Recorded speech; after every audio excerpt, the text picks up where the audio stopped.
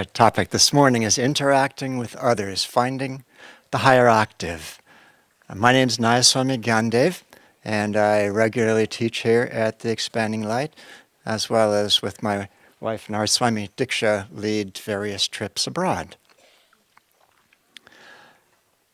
I was listening to a recording of a class by Swami Ananda recently, and he made the remark that relationships offer the greatest joy and the greatest pain of all human experiences. Or to put it a different way, I remember at a Spiritual New Week class some years ago, the topic of the entire class was inner peace, and each of the speakers was choosing a different aspect of that. And one of them came up to the microphone and said, "Oh, my topic is relationships," which is very appropriate because there's nothing that can make you lose your inner peace faster than relationships. But Master was very, very serious about the spiritual value of relationships, especially the relationship that he said was the purest expression of love. And so that was friendship. I wanted to share with you a couple of quotations from this book, Spiritual Relationships.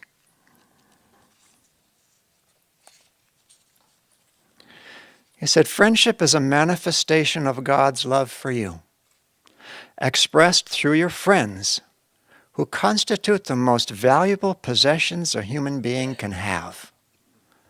Interesting, the most valuable possessions a human being can have are friends. And I want to share with you a couple other quotations which kind of set the tone for the talk I'd like to be giving here. "In pure friendship, you will find God. If you would be a true friend, you must recognize the soul. When you consider yourself as a soul, then you can be a perfect friend. If you fail to be friendly, you disregard the divine law of self-expansion, by which alone your soul can grow into spirit. By being true to yourself and a true friend to others, you gain the friendship of God." And I remember a couple other quotations that I don't know if they're written somewhere, but I know that Swami would quote Masters often saying that do not think you can win God's love if you cannot win the love of your fellow man. And another, even more striking in a way, is in order to find God, you must perfect at least one human relationship. So the relationships are a high-stakes game and a high-prize game. I mean, just think of it. And it's interesting, on Monday, Jyotish called attention to my mathematical past. Of course, I want to point out to you that that was only arithmetic. It wasn't real mathematics.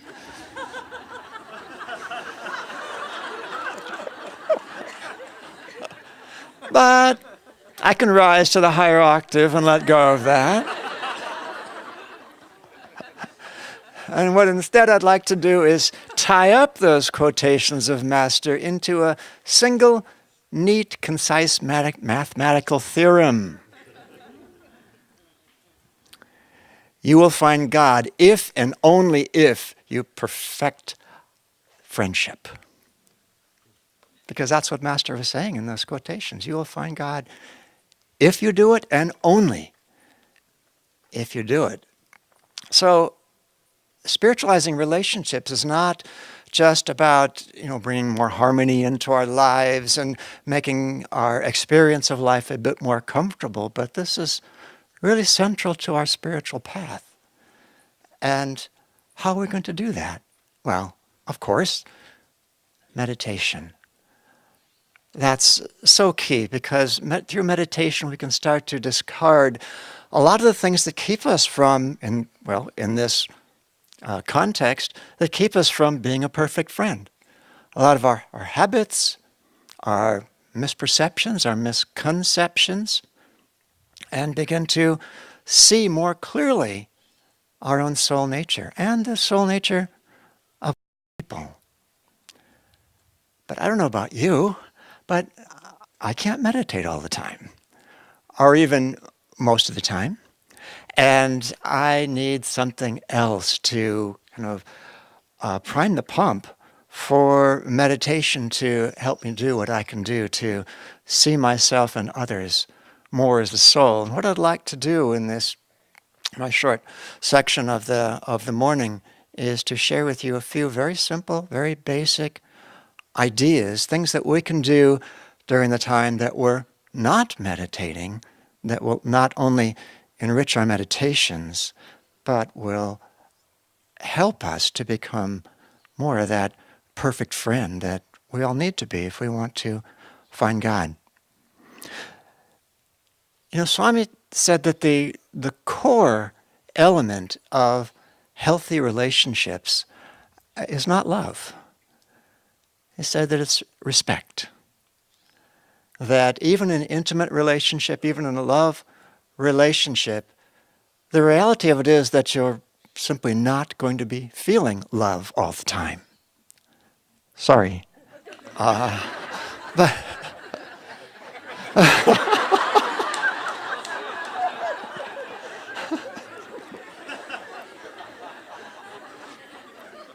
I'm glad that came as a surprise to her.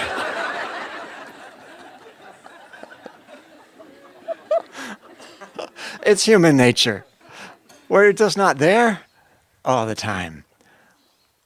But we do have the option, it's a choice, to have respect all the time.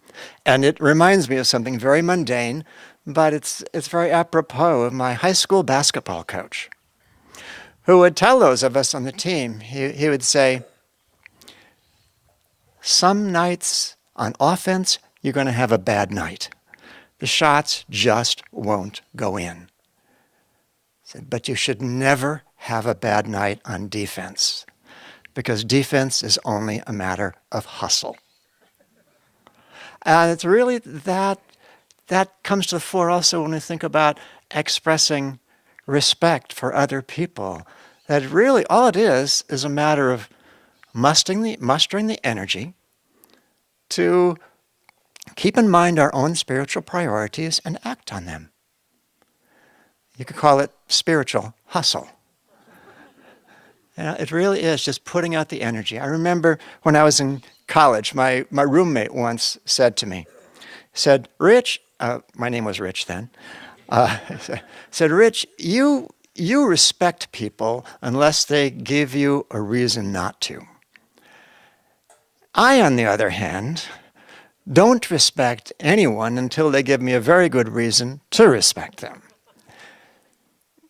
And I was never quite sure whether he was expressing a little envy of what I saw as my more charitable attitude, or he was pointing out my extreme naivete.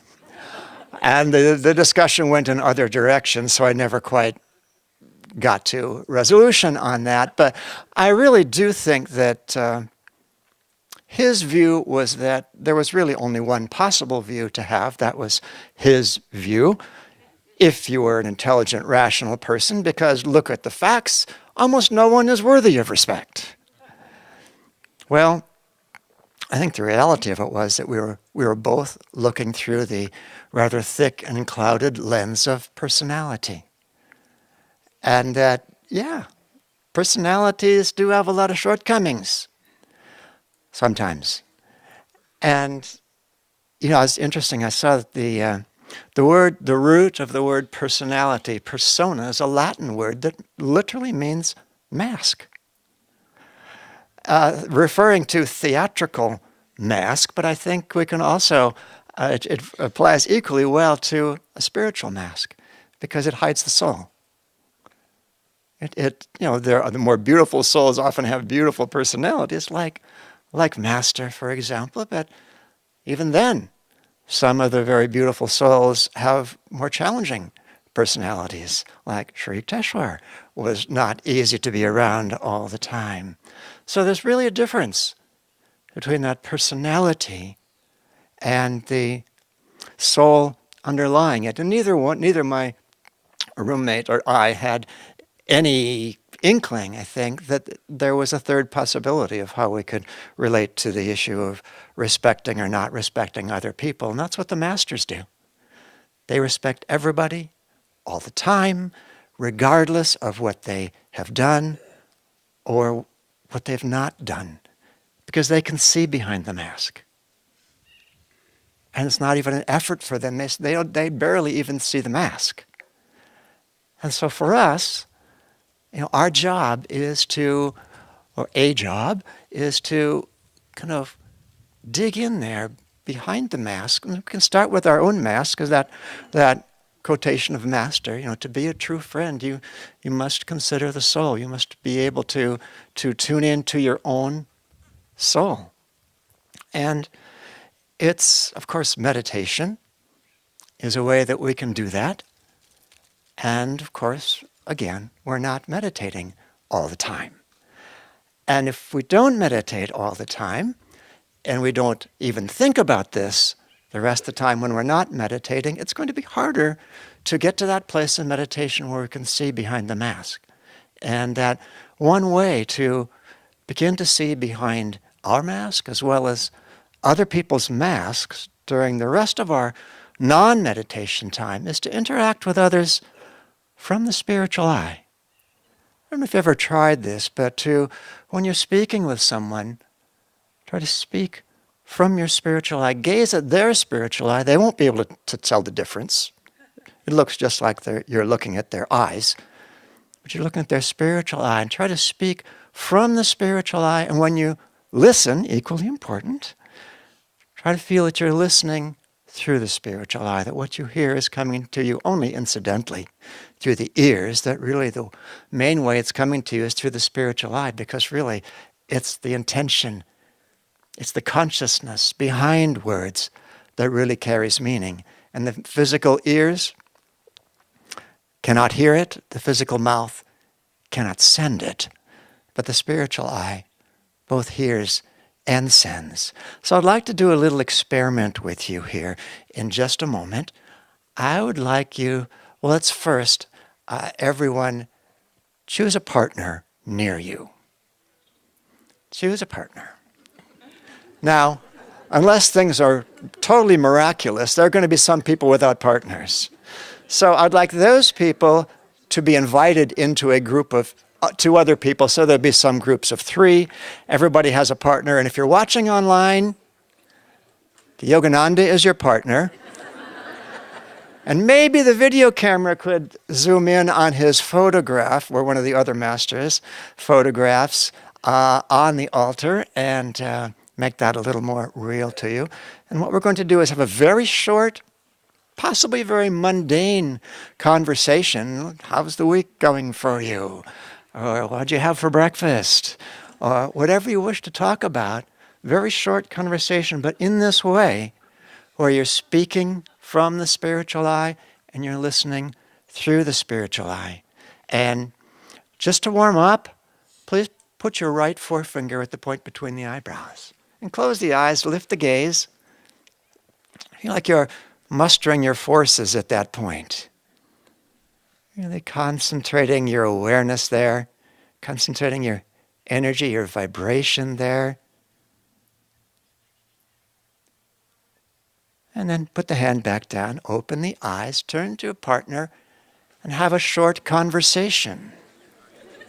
Gazing at their spiritual eye only, not the physical eyes.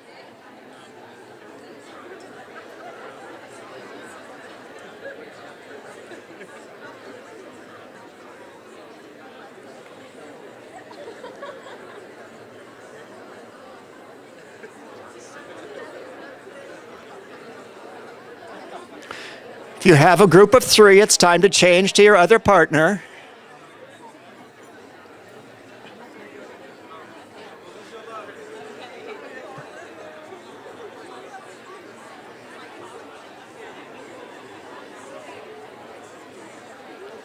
Just another moment or so.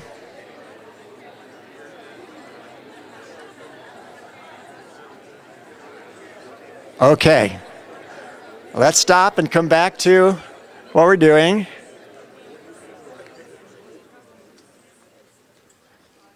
Now, was that any different than a usual conversation? Were you paying closer attention? Were you possibly refraining from thinking of what you were going to say while you were listening and instead simply listen fully? You know, it's so much easier to really connect with someone in that way. And we don't have to, I mean, here you are with other people who are drawn to spiritual ways of being, but you can do this every day with anyone. You can look at their spiritual eye. You can engage from yours and simply pay them respect. Not necessarily in words, but in vibration. Give them appreciation, not necessarily in words, but in vibration. And you'll notice that there's a lot less sarcasm happening. There's a lot less gossip happening. There's a lot more connection, real connection happening. And it's a way that we can begin to look behind that mask, to not just look but see behind that mask and bring out more and more of not only what that other person is, perhaps, but who you are, just through interaction. So the simple giving of respect. We don't always think about it, but that's really the only hard part, is remembering to do it. It doesn't require any special skill set to do it. It just requires remembering and then mustering up the energy to stay awake to our own spiritual priorities and acting on them. Another way, and I'm not talking down to anyone, I'm just saying it would be good for us to be mature human beings. And as the way Swami put it, maturity is the ability to relate to realities other than your own. That's all it is, because it's not a matter of whose reality is the right reality. Until we're in God, nobody's reality is the right reality, or necessarily any better reality. But maturity is expansion of our awareness, more than our awareness, of our respect for other ways of seeing things. Because when we can do that, it is a self-expansive way to be. I remember many years ago, a friend of mine had been in a meeting at which Swami Ananda was present. She told me about it afterwards. And at the very end of the meeting, he had posed a little logic puzzle to everyone. I'm sure you've seen logic puzzles like it. Everybody in a group has either a red or a blue dot painted on their forehead. All right? And you can see everybody else's dot, but you can't see yours. And there are certain clues given about the number distribution of the red dots and the blue dots. And your job is to be the first one to be able to say with certainty, with correctness, what color your dot is. Well, I'm not going to tell you the rest of the puzzle because most of you will be just trying to figure out the puzzle for the rest of the class and not listening. But Swami explained that the solution to the puzzle is the following, that you cannot solve the puzzle based on what you can see on the other people. Impossible. You don't have enough information. The only way to solve the puzzle is by combining, one, what you can see, and two, what someone else in the group could see if you were in their place, and you know that they don't know what color their dot is, or else they'd be saying something. So using that information, you can conclude what color your dot is. So Swami told the solution, everybody, the meeting dispersed, perhaps wondering why that came up. And but afterwards he walked up to my friend and said, so you see, sometimes the answer lies in looking at other people's point of view rather than only your own. And he smiled and walked away. And my friend said to me, using my razor-sharp intuition, I deduced that he was suggesting a correction in my behavior towards someone. And I meditated on it, and I figured I knew who he was talking about. And I tried to look at this other situation I was in with this person, and try to let go of my perspective on it and look at her perspective. And gosh, the funniest thing happened. All of a sudden, number one, I started to understand how she felt. And number two, I started to lose interest in whose perspective was right. And I started to gain interest in harmony, in friendship. And it was just a stepping up to a higher octave, just a continual stepping up to a higher octave when we can look at other people's perspectives just as much as our own. And of course, we'd like to have someone who has a very high perspective, right? Isn't that what we'd like to do? We'd like to be relating to people who are going to kind of lift up us up a little bit. Well, God or the guru would be a good choice. But the challenge with that is that they're at that higher octave already, and they're not going to come down to our lower octave. Is that our job is to rise up to theirs. And again, meditation. But again, we're not meditating all the time. So what can we do the rest of our day? And Jyotish mentioned it on Monday, and Ananda mentioned it yesterday. One way is just practice the presence of God all day long. Just silently, repeating a mantra, singing a chant, saying a prayer, or just having a running conversation with God. Doesn't have to be, shouldn't be stiff or formal in any way, just a heart-to-heart connection with feeling. You know, I was reading recently, I came across a quotation from St. Teresa of Avila. And she said, prayer is nothing else than being on terms of friendship with God. Prayer is nothing else than being on terms of friendship with God. Now, isn't that the octave that we want to live on? And you know, the good news is, it's not far away. Because Master said, to those who think me near, I will be near. You know, that octave is right there, right with us all the time. And if we'll attune ourselves to the Guru and do our job, which is to try to step up to the higher octave where the Guru is at, then the Guru can do his job, which is helping to lift us to that octave. He can't do it until we're attuned to it, but once we are attuned to it, or put it this way, the more we're attuned to it, the better able he is to help us. All relationships are a two-way street. And if we walk that street, it's a beautiful relationship that we can have with the divine. Good morning. You all look like rays of sunshine. My name is Kshama. I hail from Palo Alto. And I had the privilege of the blessing of being born into a family of yogis who were given the autobiography of a yogi when I was quite small, and who soon after found out about Swami Kriyananda and found out about Ananda and found their way here. And so I grew up here at Ananda Village, and then flitted off to high school and college and exploration of life, and pretty quickly discovered there was a big empty hole growing, and found my way back.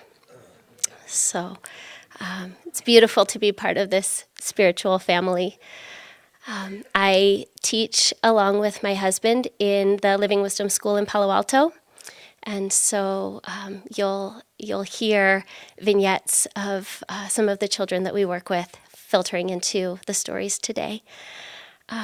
But I want to start with a story that happened this summer, and it was it took place because there was a group of what we're calling the next wave of Ananda, really just people who are inspired by what is happening and interested in continuing and supporting the growth and the expansion of Master's mission, indefinitely moving forward. So a small group of us gathered in Palo Alto, and one of the events that happened that weekend was a concert in a plaza in downtown Palo Alto. And we arrived that evening, ready to set up. And I walked into the piazza there, and I almost turned around and wanted to leave. I just thought, there's no way we can sing to these people. And everyone there looked like they were having a lovely time, almost everyone. They were window shopping and going to restaurants, and there were all these tables set up and people sitting in the piazza drinking coffee and eating pizza and just enjoying an afternoon. But it somehow felt discordant to what we wanted to do. And then in the middle of the piazza, there was a man sitting in a chair, and he really stood out to me. He was completely alone, and he was hunched over just about as much as you can be and still be sitting, head in his hands. Really, it was painful to see him. And I just sent him a little, a passing prayer as we started to set up. And then we had to go about our business getting ready. And then when the concert was ready to start, I noticed that he was still there. And he was still in the same position. He hadn't moved an hour or so later, just completely collapsed in on himself. And I don't know his story before or after this moment. But we started singing. When the dawn breaks and then the morning sends the sun high in the sky, there's a time for every people to affirm their destiny. He didn't move, but energetically you could feel there was like a clearing of the mist, maybe. Leave home in the sunshine, dance through a meadow, or sit by a stream and just be. The lilt of the water will gather your worries and carry them down to the sea. And this time, his head kind of raised a little bit, and he just started scanning, trying to figure out where this was coming from. My interest was thoroughly piqued, and so I just kept tuning into him while we were singing. Is there anywhere on earth perfect freedom, sorrow's dearth, selfless friendship, blameless birth? Cherish these, naught else has worth. And by this time he was sitting up and leaning back, heart starting to open, not really focused in on what was going on, maybe on a conscious level, but his eyes were drifting off, maybe imagining, I don't know what. Sing of moon rays on the rain. Sing that love is not in vain. Joy must sing in the night to face change unafraid. And there were tears streaking down his face. And then, brothers, who knows the truth knows all men as brothers. Who knows the truth knows all men as brothers. And when this song ended, he stood up and he was looking directly at the choir. I can't say that he was smiling, but there was something in him that wasn't there before. And he watched us for a few more moments, and then he quietly turned and he walked away. I have no idea what his story is. We'll never know. But to be there witnessing the power of Swami's music and the power of the channels who were singing that day in the piazza, even if we touched just one life, we brought a change to his consciousness, to his awareness of himself, to the world around him. And it was a pleasure and such a joy for me to witness that transformation.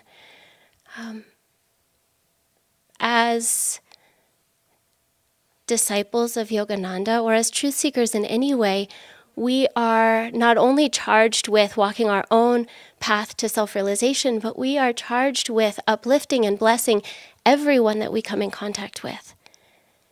Whether it's through a smile or through a song or through deep counsel, whatever it is, it's our joyful job to touch people as often as we can. I've found that it's extraordinary when I am in the flow of working with my students or their parents or the wonderful teachers that I serve with, the moments when I come to the table fully present, there's a connection, a heart-to-heart, a soul-to-soul connection, and you can feel the power of those moments so much more strongly than when we're walking through the day, and as we walk through the room, we say, "Hi, how are ya?" And we don't wait to hear the answer. But as Gyandev was talking about, when we stop and we ask, "How are you?" And it's coming from a place from our center that's been grown through our practices of meditation and of devotion and of centering, there's a remarkable soul connection that can happen. There's a little boy in our school who he's had a difficult life so far. He is adopted, and there are many stressors that I think have created layers of pain in his life. And so when he came to us, there was a lot of acting out and a lot of expression of the anger that he's built up, and underneath that, the sadness or just the soul pain of whatever he's experienced. And at the beginning of the school year, there were a lot of moments where intense intervention needed to happen in order to support him in a way that everyone, himself included, and those around him were safe. And the teacher who was working with this child, she did something that was so powerful. Instead of starting to focus in on what was wrong or what needed changing, and certainly she addressed what needed to be addressed, but every time she talked about him and every time she looked at him and worked with him, she had the mantra, "He needs more love. He needs more love. He just needs more love." And she commissioned all of us on the playground, and anytime we were around him, fill him up with love. And that took many forms.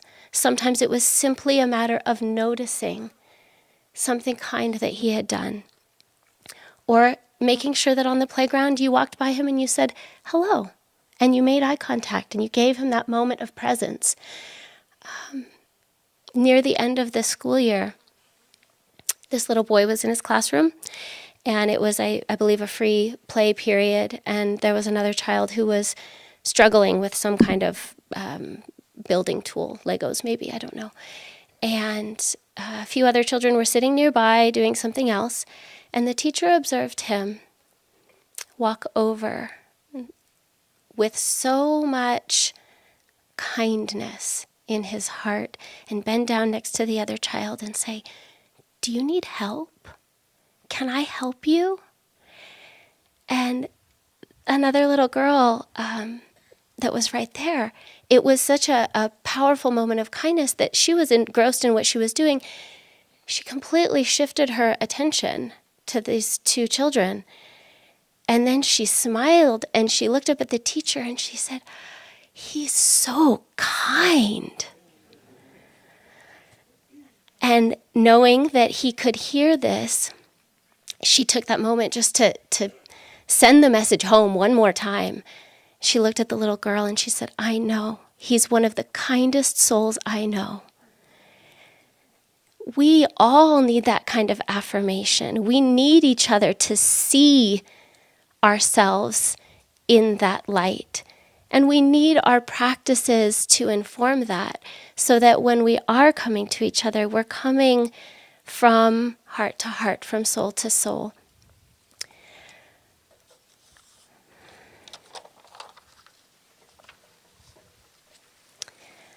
There have been other experiences that I've had where some challenge has come up in working with a child or a group, and I have been at a complete loss as far as what to do about it, how to help. But I've found that when I come to the situation knowing that whatever the difficulty is, it is rooted in some kind of misunderstanding, whether it's on my part or their part, some kind of growth and learning that their soul is asking for in the experience. And I found it incredibly helpful to, as was talked about yesterday, take them with me into meditation. And yes, hold them in light. And to begin talking with their soul, asking their spirit to help me understand what it is that they need to know, what it is that they need to experience, to grow. And it's incredible. Sometimes the answer comes in a flash, sometimes it doesn't. But you can feel like the unsticking of energy as the situation moves forward and resolves itself. I had a student this year who he's wonderful, and he's always testing the boundaries and exploring what's possible. And you know, if the group is going this way and I try to go this way, what's going to happen? And we were working with a set of life skills charts that are available through Education for Life. And they're a way of working and developing life skills, and included are very, very practical and fun exercises that you can do. And so as a class, we decided that we wanted to develop concentration.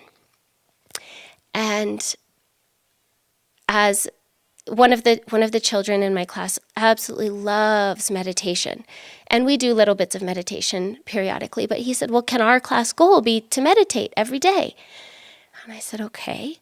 And then we talked a little bit more. Finally, we decided that we were going to build on our class meditation. Now, I work with 7-year-olds, so our meditations are about 30 seconds to a minute long.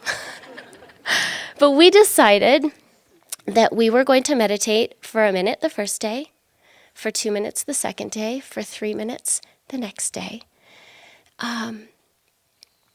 And most of the kids were on board, and I could feel there was a momentum with this that we could carry it. If I had said, this is what we're going to do, it would have fallen flat. But they were on board, so here we go.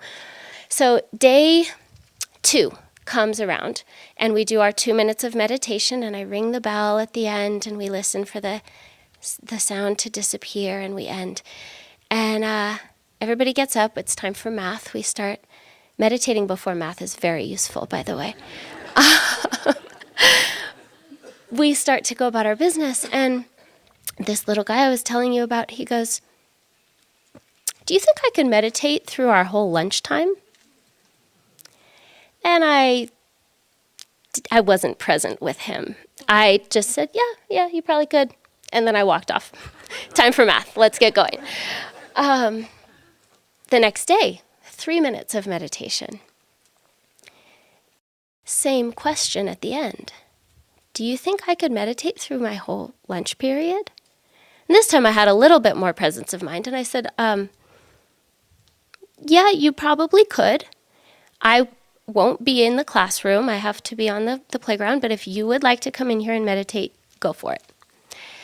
He didn't. So, but I went home that night, and he kept running through my mind, and I kept thinking, what was that all about?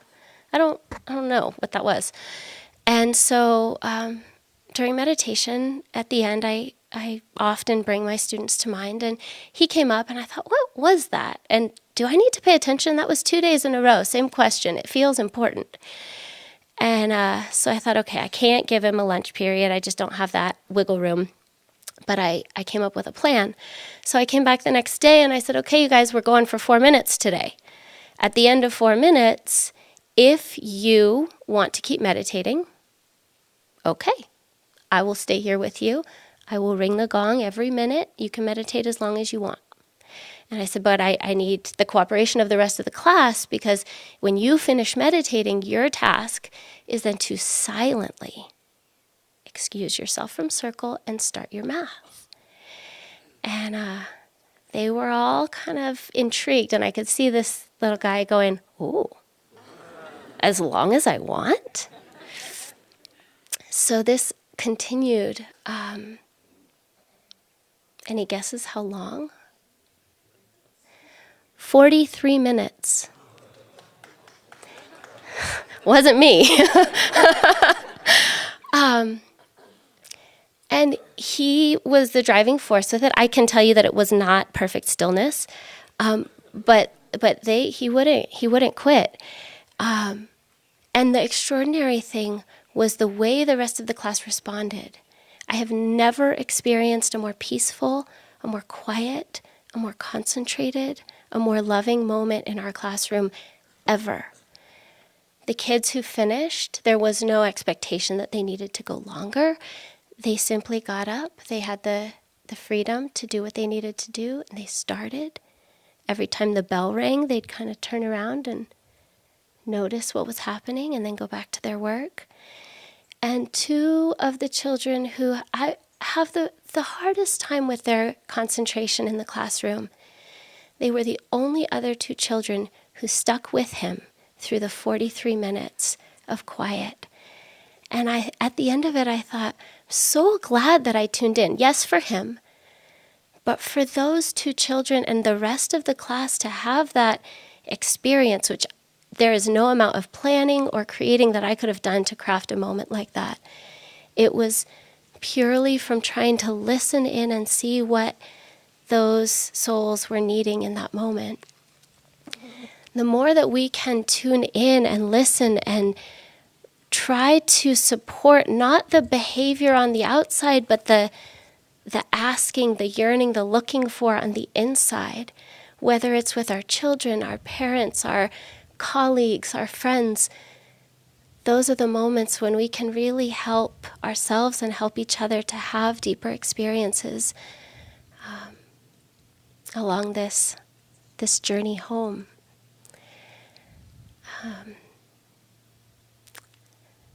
Thank you all for these moments together. It was lovely to share with you, and I look forward to many more moments on our journey home. Namaste, everybody. My name is Kamran, and I am the eternal Atman.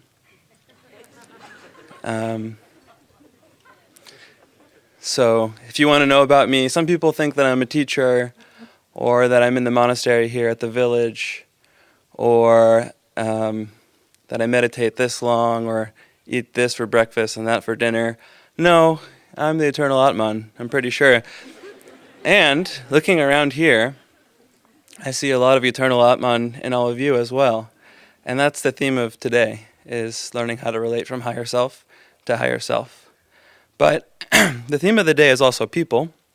And if we want to talk about people, we have to understand what people are made out of. So let's stand up and stretch for a moment.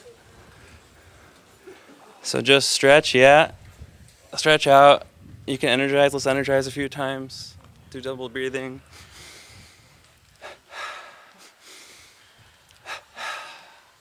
And stand up tall and close the eyes. Tense the whole body with a double inhale. Relax the whole body with a double exhale. And feel on a deep, deep level the body as energy. Take a couple deep breaths if you need to get there. Feel every cell in your body, every atom as energy and light. and vibration.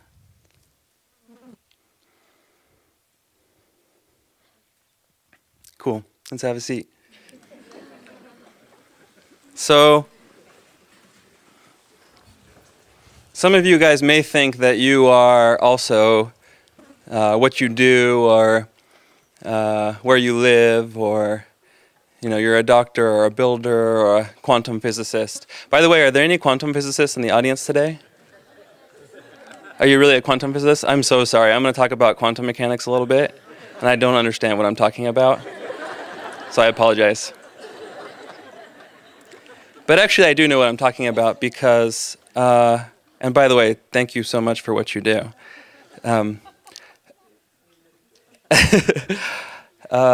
Quantum mechanics is a great study for yogis, and it's really the beginning of the merging of ontology and practitioners of consciousness, people who study consciousness, and where science is headed. And these two things are coming together, and it's going to be a really, really exciting time to live.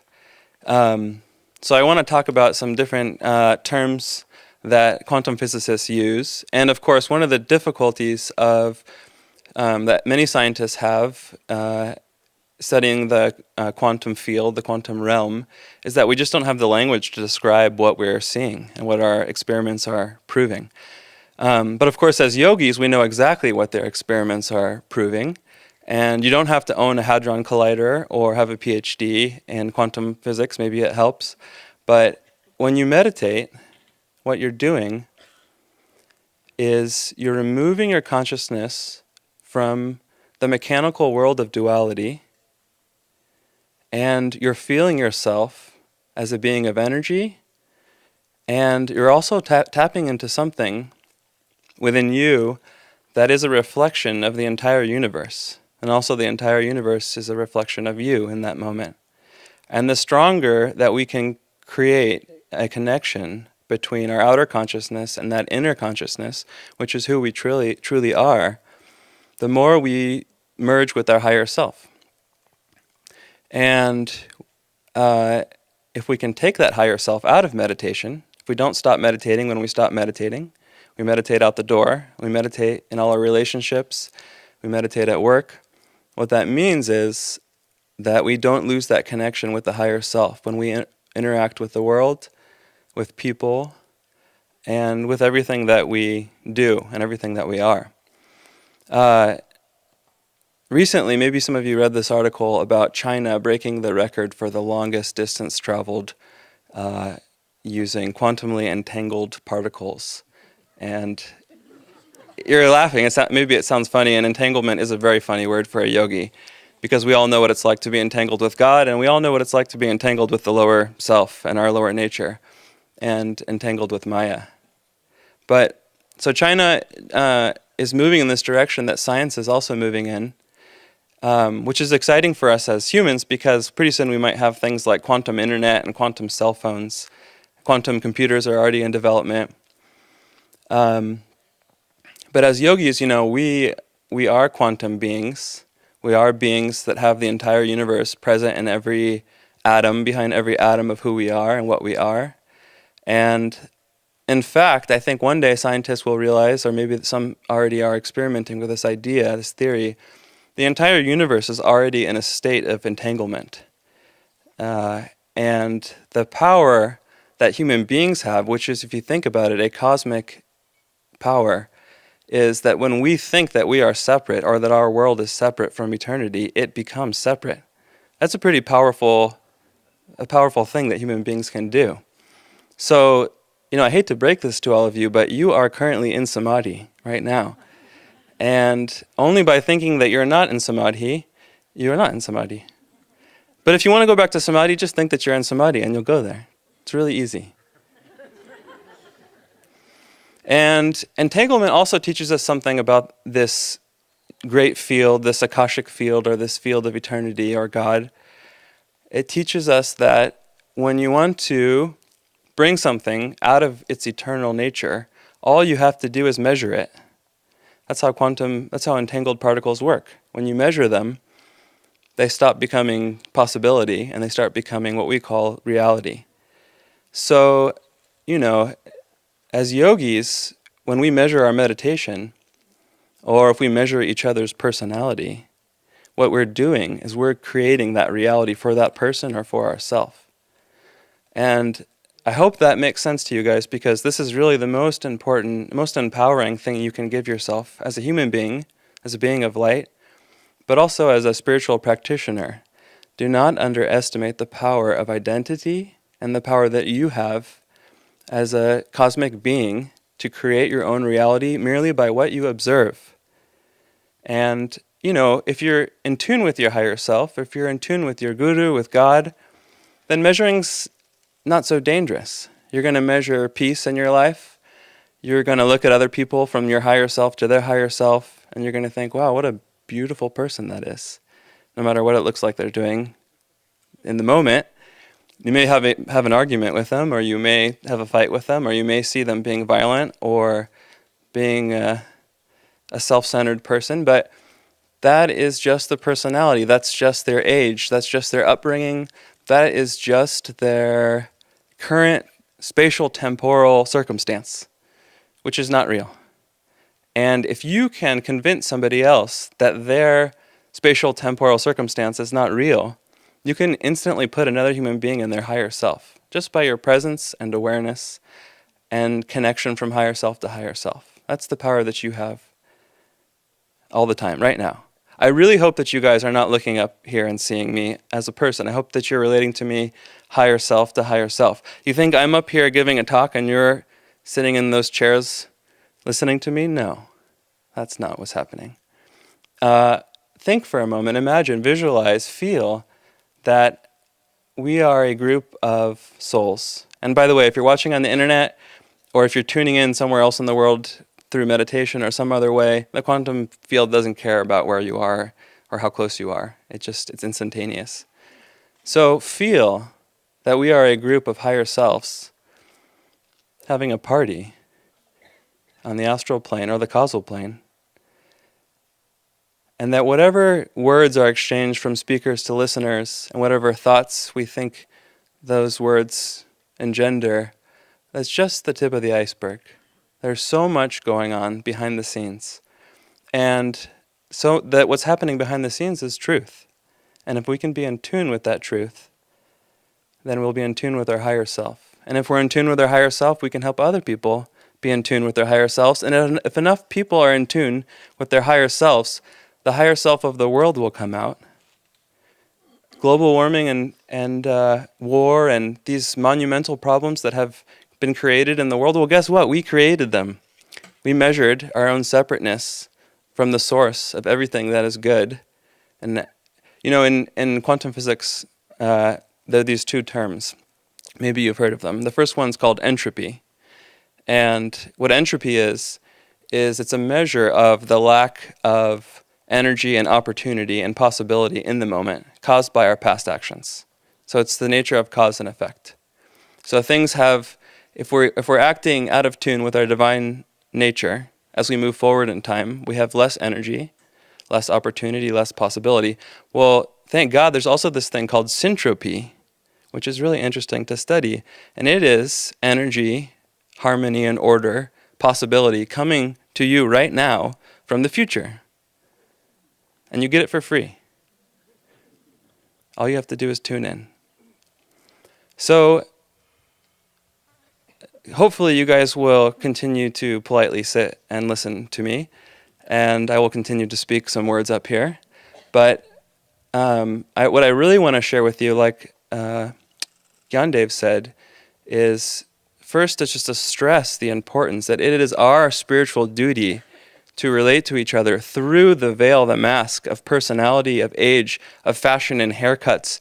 All the things that we think we see when we look at people is just not real. And it's a sobering but empowering thought that if you get stuck at that level, you make that person that personality.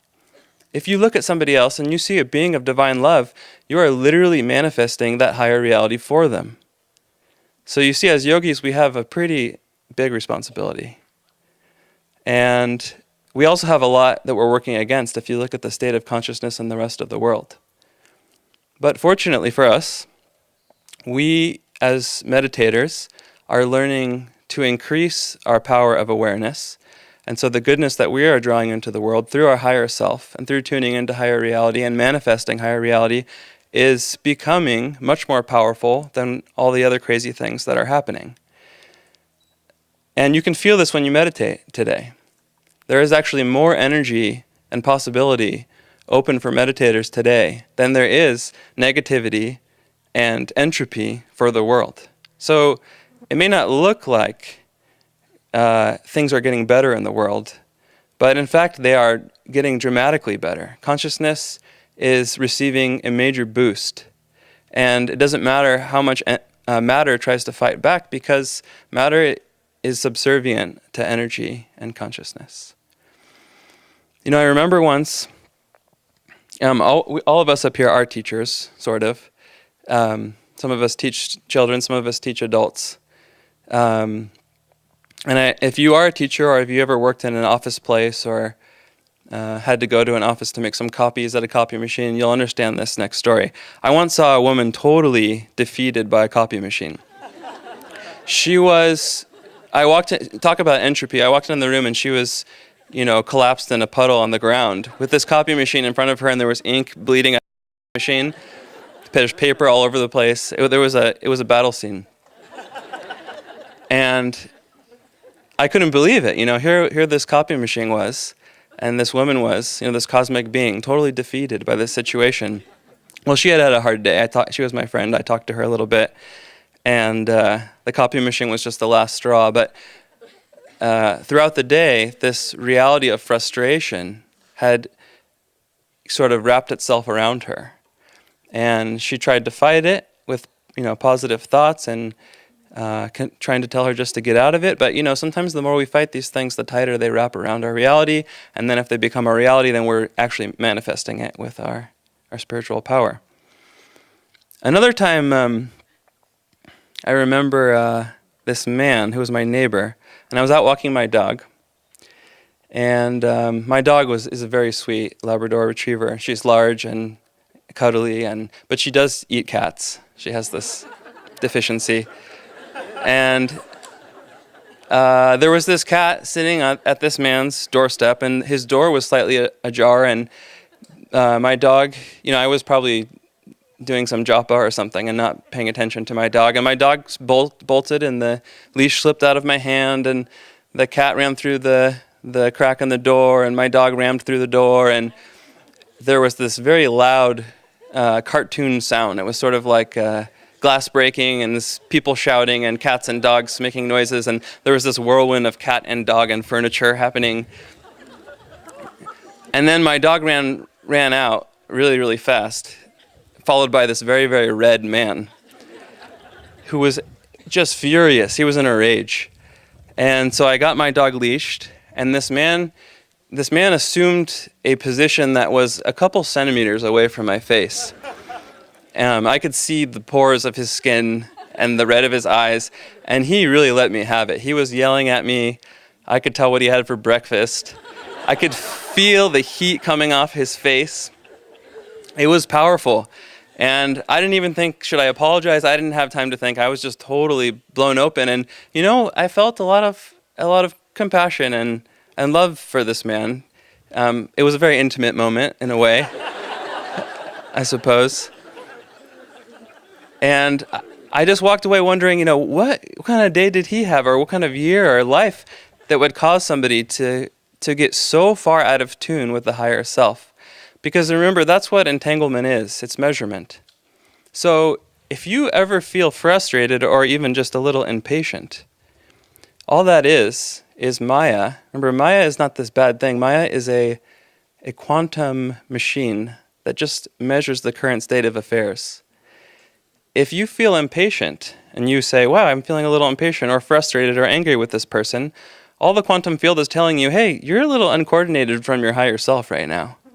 And if it happens within, well, guess what? It manifests as lack of energy and unwillingness, or even depression and sadness. These aren't real things, and they're not meant for us to be taken seriously. They are measurements that tell us whether or not we are in tune with our higher self. So again, that is the power that we have as cosmic beings. We are co-creating our reality right now in this moment. And when we meditate, we are creating a sanctuary of space within us for the higher self to be a part. That's why it's so, so important for all of us. Master gave us the energization exercises, which I think more than anything else convinces us on a deep quantum level that we are beings of energy. And if you can convince yourself of that, it becomes real. And if it becomes real, then something really mystical happens.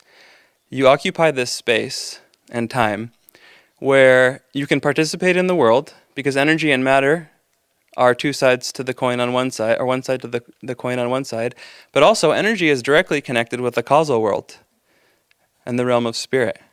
And so you become this bridge between heaven and earth. If you become identified with matter, you could still, use energy to get things done, but you've lost your connection to spirit and to your higher self. And if you enter purely the realm of the causal plane, then you're probably not going to get out of your meditation ever. And you won't be very much used to people on earth. So that is why we need to be beings of energy. We need to be a bridge, each one of us in our own unique way. We all came to earth for the same reason, actually. So even though we are unique, we all came. We heard this call in the astral plane, Earth's in trouble. These people don't know what they're doing anymore. The ship's going down. So we said, we better incarnate. And then we're born. Some stuff happens. And we forget. And then all of a sudden we think, geez, I'm in trouble. I feel like a sinking ship. But that's not why you came here. You came here to manifest divine consciousness, to save the planet. I mean, the superhero movies are right. You guys came here to save the world. It's no joke. And the world has a higher self too. It's called Satya Yuga.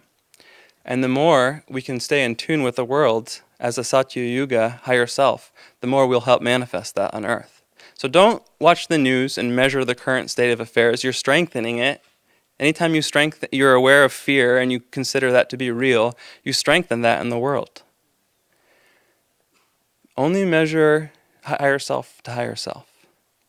And I want to end right now just with a quick healing technique that I use with my students.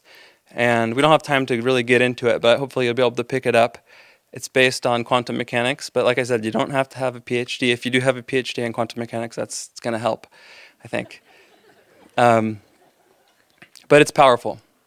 And it goes like this. A lot of times we meditate and we rub our hands together and we put our hands up and we send out this vibration of Om, which is great. It's great to send out the vibration of Om.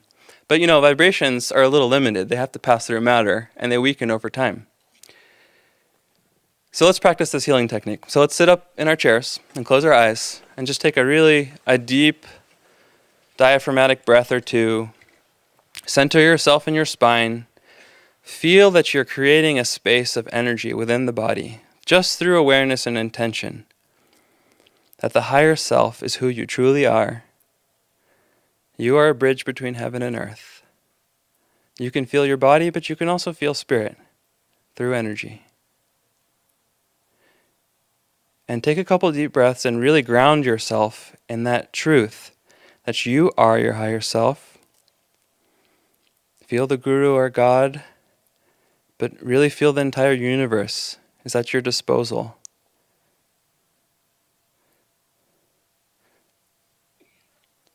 What you just did is that you recognized your higher self. So open your eyes, but don't lose that feeling. Now what I want you to do, like Gyandev said, I want you to look around at everybody around you. But as you look around, really be careful that you don't lose that focus at the spiritual eye, that grounded identity as the higher self, just gazing through these eyeballs, just the whole cosmos, scanning the room. And as you look at other people, what you're going to see eventually as you put this practice, into your life, is that you don't have to send blessings from point A to point B. So close your eyes again. There's no time. There's no space. Salute the higher self And every soul around you, every soul on the planet is just as much a part of your inner sanctuary. Not their personalities, thank God, but their higher selves. So your higher self is the higher self of the world. And if you can bring blessings and celebration and light into your own higher self and into your body, and you can call to mind people, you can call to mind the planet, you can call to mind situations or things to get done, but don't ever think that your energy has to leave your body and leave your center and go out to bless that thing or that person or the planet. By thinking of the planet, you make an instant entanglement between your higher self and the planet's higher self. And all higher selves really care about is helping these egos somehow to go deeper on the spiritual path and to merge ever more completely with their higher self. You are the eternal Atman. We are the eternal Atman. Let's make that our reality, not only for ourselves, but for our species and for the planet. Namaste. Well, good morning, everyone. My name is Swami Diksha, and I serve at the Expanding Light Retreat. Well, after hearing these inspiring talks, I will just tell you stories. And the stories will be about how meditation can help us to improve communication and service to other people. In the Indian teachings, there is a saying, "The path of life is too narrow for God and the Guru to walk together. One has to give room to the other." The practice of meditation helps us to set the ego aside and allow room for God to flow through us.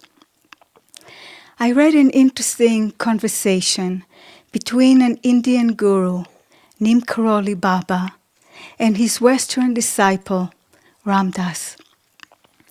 In this conversation, Neem Karoli Baba said to Ram Dass, Abraham Lincoln was a very good president. Do you know why? Because he was not the president. Christ was the real president. And Abraham Lincoln served only as his channel.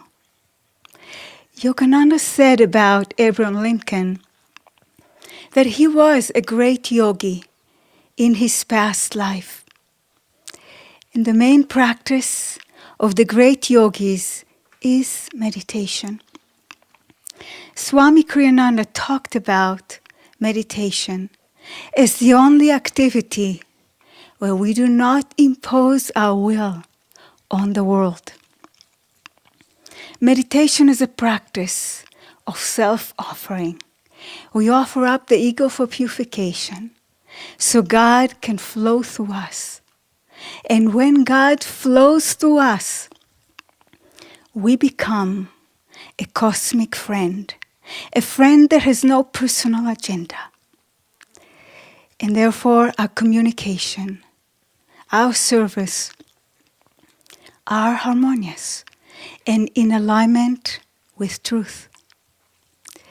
Some years ago, a woman came to the Expanding Light to attend a 5-day course. It was called Making Meditation a Life Skill.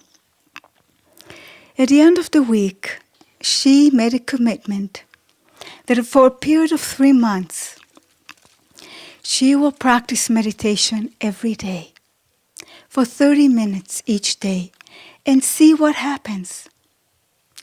As she started to practice every day, nothing happened. A month went by, 2 months went by, and nothing happened. She became a bit discouraged, but she kept her commitment. At the end of the 3rd month, something did happen. One day, she was attending a big meeting in the company that she worked for. All the managers from the different departments gathered together to talk about how to improve things in the company. They sat in a big circle in the conference room, and one man facilitated the meeting. He presented the topic and then he opened it for discussion. This woman raised her hand and offered a suggestion of how to improve things. Well, for some reason, her suggestion didn't go well with this man. He became very angry, and in front of everyone, he started to yell at her. To her utter surprise, his violent words never reached her heart. They came close, but then they turned around and went right back to him. She felt that she was surrounded by a bubble of invisible light that protected her from the negativity. Everyone in the room was amazed at how calm she remained. And after this man stopped yelling at her, she calmly explained her point of view, and everybody agreed that her suggestion was very good. Later, as she thought about it, she realized it was the daily meditation practice that strengthened her energy field and protected her from the negativity. So she decided to continue to meditate, but without expectations, not seeking results, but trusting in the power of meditation to bring her what she needs at the time that she needs it. A married man shared a story from his life. He and his wife both meditate, and they have good relationship. But one morning, during breakfast, they got into a heated argument.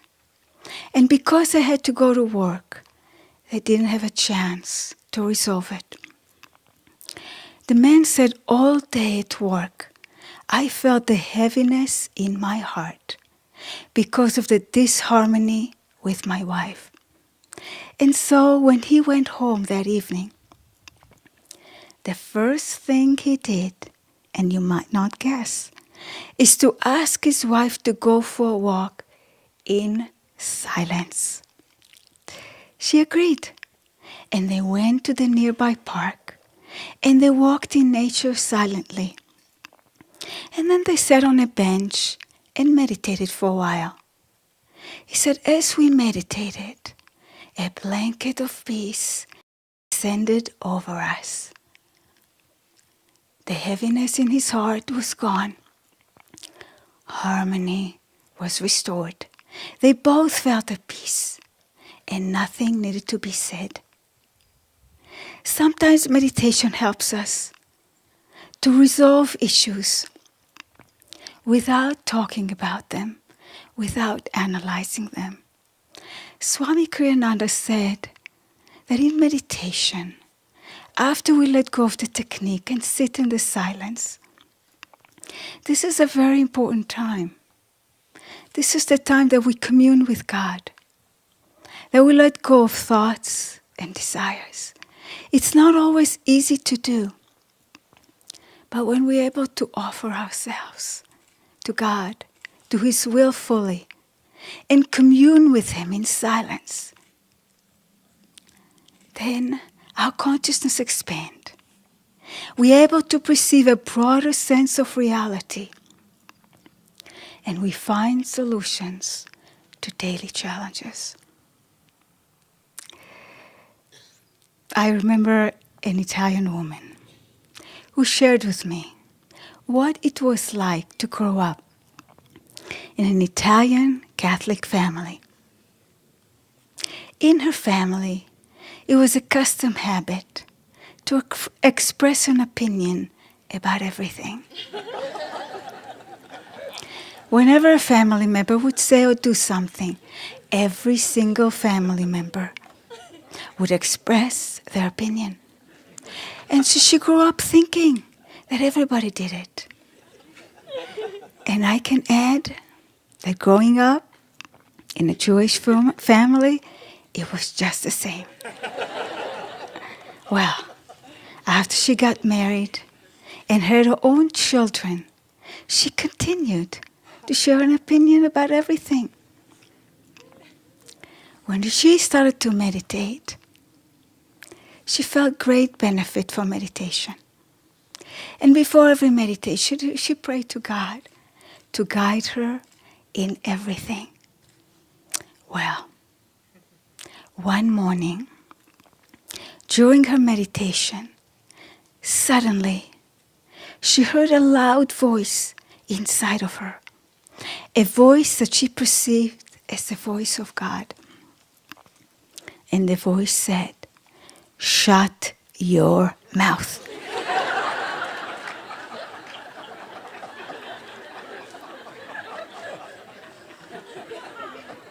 She couldn't believe it.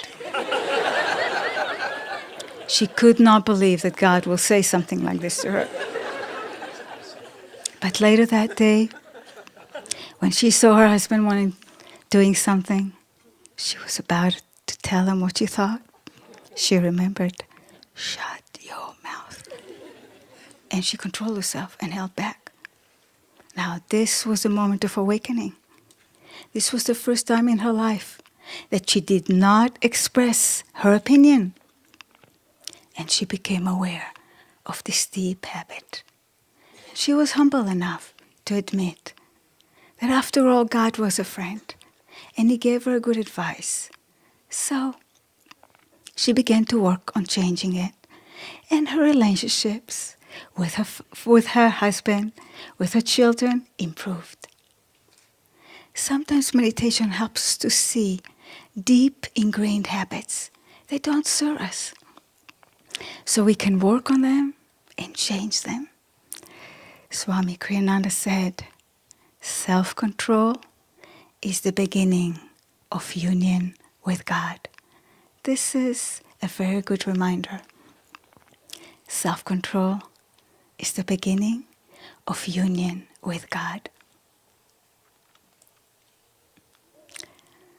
I have a woman friend. She is a devotee of Yogananda Kriyaban, and she serves as a family court attorney. She works with dysfunctional families and abused children. This is not an easy job to have. What helps her the most to stay calm and strong, centered, is the practice of meditation. Every morning she gets up really early and she meditates for 2 hours or longer before going to work. During the day when she remembers, she practices japa, the repetition of the name of God, to help her stay calm. One time, the court assigned her to represent a woman who was emotionally unbalanced.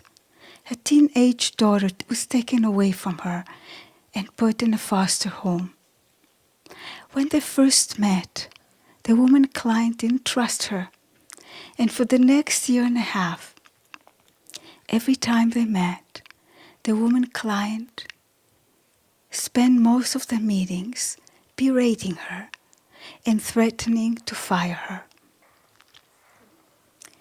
After a year and a half into their relationship, during one of the meetings, the attorney felt inspired, while her client was berating her, to look into her client, the point between the eyebrows, and to think of her as a child of God.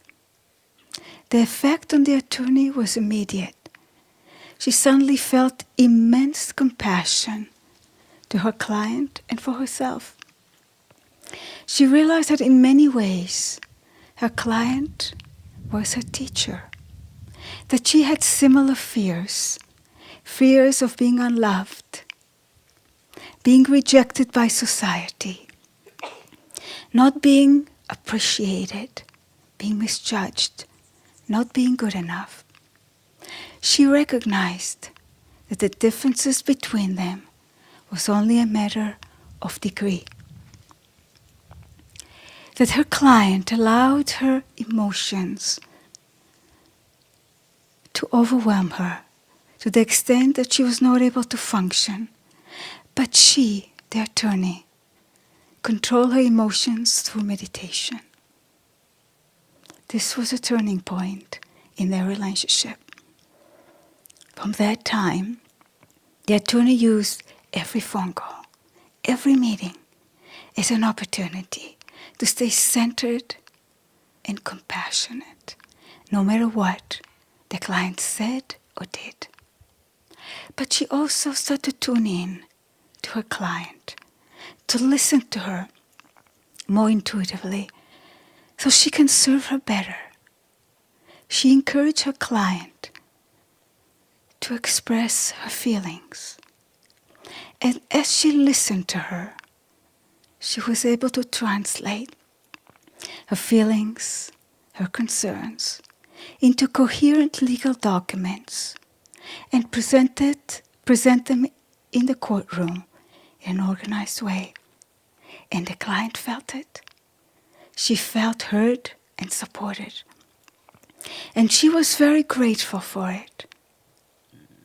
Well, at the end of a 3-year relationship, the client no longer perceived her attorney as someone who is trying to hurt her, but as a friend, someone on her side. And I'd like to end with one more short story. This is a story about a woman who has been a disciple of Yogananda for more than 30 years. She also has been a good friend with Swami Kriyananda. Throughout the years of service, she taught meditation for a while, and then she stopped.